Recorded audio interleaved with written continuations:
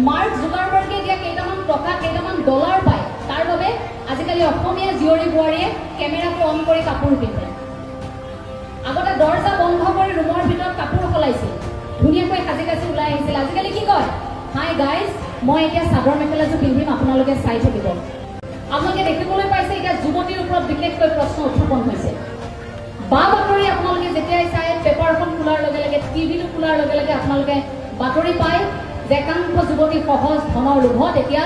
যৌনতাৰ বেহাত নামিছে আপোনালোকে পায়নে মই আচৰিত হওঁ এয়া মোৰ অসম দেশৰ জীয়ৰী বোৱাৰী যি জীয়ৰী বোৱাৰীয়ে